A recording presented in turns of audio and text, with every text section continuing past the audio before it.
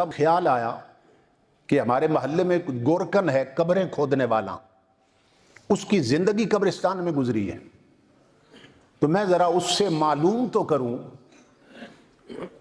کہ کبھی قبرستان میں کوئی عجیب بات بھی دیکھی ہے۔ وہ جو شہر خاموشہ ہیں، جہاں جاتے ہوئے تو دیکھے ہیں، لوٹتے ہوئے نہیں دیکھے۔ جو بھی جاتا ہے تہے خاک وہ آتا ہی نہیں، کوئی بتلائے تہے خاک تماشا کیا ہے۔ تو کہتے ہیں میرے دل میں خیال آیا کہ گورکن سے پوچھتا ہوں، قبر کھودنے والے سے، کبھی عجیب چیز بھی دیکھی ہے۔ میں اس کے پاس چلا گیا، تو جب میں نے کہا تو وہ رو پڑا اور کہنے لگا کہ ایک ایسا منظر میرے رب نے مجھے دکھایا ہے کہ اسی منظر نے میری غفلت کی پٹی بھی اتار دی۔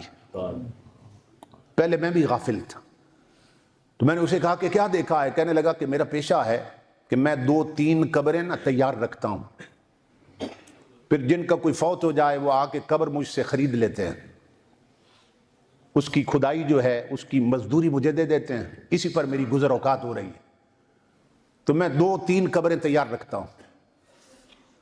تو کہتا ہے کہ میں نے 2 قبریں تیار کر رکھی تھیں اور تیسری قبر کھودنے لگا۔ ایک بار ایسا ہوا، تو جب تیسری قبر کو میں نے کھودنا شروع کیا نا، تو اس قبر سے مجھے تپش آنے لگ گئی،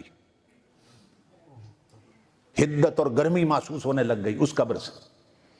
میں پسینے میں شرابور ہو گیا، لیکن ایک جھاڑی تھی اس کے کنارے پر، اس پر میں نے کپڑا ڈال کے نا چھتری سی بنا لی، چھاؤں سایہ بنا لیا۔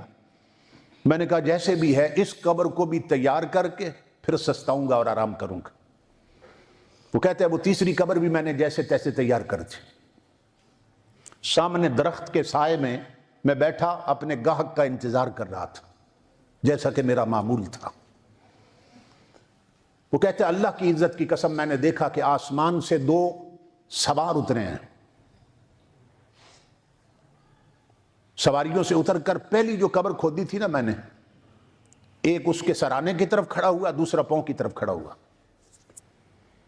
اور وہ جو سرانے کی طرف تھا وہ پاؤں والے کو کہنے لگا کہ لکھو اس قبر کے بارے میں۔